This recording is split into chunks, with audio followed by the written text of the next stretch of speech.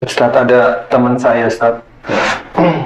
Dia sangat terganggu banget dengan keadaan anaknya, Ustadz. 3 hari nggak tidur, Ustadz, anaknya. Anaknya 3 hari nggak tidur malam tuh. Anaknya umurnya berapa? Udah dewasa. Nah, saya tanya, selama nggak tidur tuh malam ngapain aja? Dia ngomong aja sendiri, Ustadz.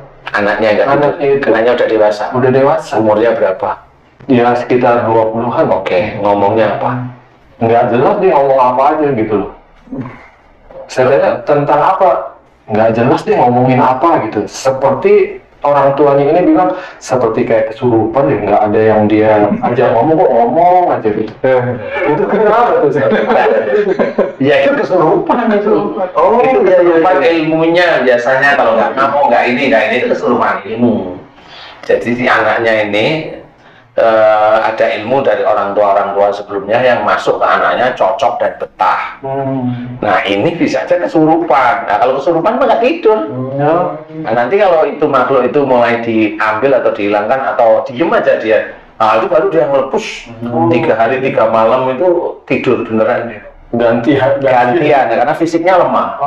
Karena itu fisik jin itu kan insya Allah dia nggak bisa tidur.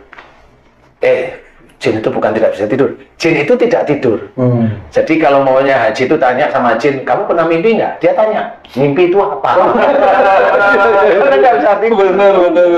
Iya, lucu gitu kalau memang bisa ditanya itu lucu. Mimpi itu apa lu? Gitu. Padahal jinnya jin manusia biasa. Mimpi harus tidur kan? Karena mimpi harus tidur, dia nggak bisa tidur. Bukan tidak bisa, memang tidak pernah tidur. Tidak ada jadwal tidur dari Allah Taala. Jadi jin itu enggak, jin itu melek terus, mirip kayak malaikat. Malaikat itu melek terus. Jadi sama, kalau malaikat ada tidurnya, ada istirahatnya. Nah itu nanti malaikat hati itu cari dia lengahnya kan. Seperti itu. Jadi insya Allah itu kesurupan. Kalau kesurupan nggak bisa, ya memang nggak tidur. Karena jinnya yang ngomong terus.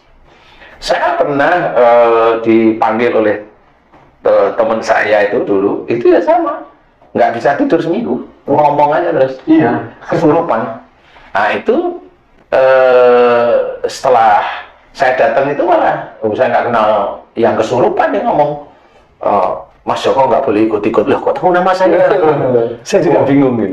Iya, loh kok tahu ya gitu. Jin nggak boleh. Iya, yang nyurupin itu Mas Joko nggak usah ikut-ikut loh. Gitu, dia bilang gitu. Tak liatin cara ngomongnya, dia santai, ya saya santai. Emang ada acara apa? Kalau saya kan orangnya santai. Emang ada acara apa kok saya nggak boleh ikut-ikut? Nah, baru dia ngomong. Jinnya itu. Iya, saya ngomong gitu. Karena itu sudah banyak orang ngumpul di situ. Ini ada acara apa ini? Kamu ngapain di situ? Nah, baru dia ngomong. Dia benci dengan orang ini. Sebutin kelompok. Dia sebutin kelompok bela diri yang memang merasa hebat. Nah akhirnya si anak yang disurupin ini kelompok bela diri itu. Bela diri pernafasan, saya masih ingat itu. Ada itu. Nah akhirnya ya saya ngomong, terus kamu ngapain? Pokoknya kan saya bikin ini enggak kesurupan selamanya. Gitu. Kalau enggak itu gurunya, sebutin namanya gurunya. Saya tahu itu. Sebutin namanya kalau enggak minta maaf.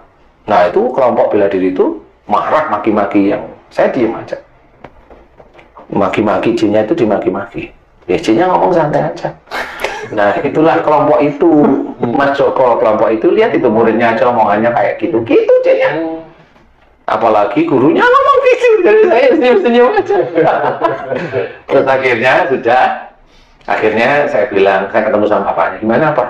Minta tolong ini. Mas, gitu. Oh ya, gimana caranya anak saya sadar? Ya harus saya duduk sini, mau duduk. Itu bapaknya minta anaknya sadar gimana? Pokoknya kalau gurunya nggak mau kesini, saya nggak keluar. Lu jangan kayak gitu. Akhirnya saya ngomong negosiasi biasa aja. Ya udahlah, itu kelompok itu memang nggak suka saya yang minta maaf gitu aja. Iya mewakili, walaupun saya bukan dari kelompok itu, saya bilang gitu. Saya yang minta maaf gimana? Terus dia diem terus. Mas Joko kok baik sih, padahal Mas Joko nggak ngelakuin apa-apa. Dia kan sama-sama muslim, ya sudah dia nggak minta maaf, nggak apa-apa. Saya minta maaf, ini demi orang tuanya. Gimana kamu mau nggak? Ya sudah saya mau. Tapi keluarnya saya diantar kereta kencana ya. Dia ngomong gitu, baru saya ngomong asli. Nanti kalau saya keluar diantar kereta kencana ya, saya bilang gundulmu. Saya raja aja bukan, kereta kencana ya nggak punya. Kalau punya itu kamu naik andong aja gitu.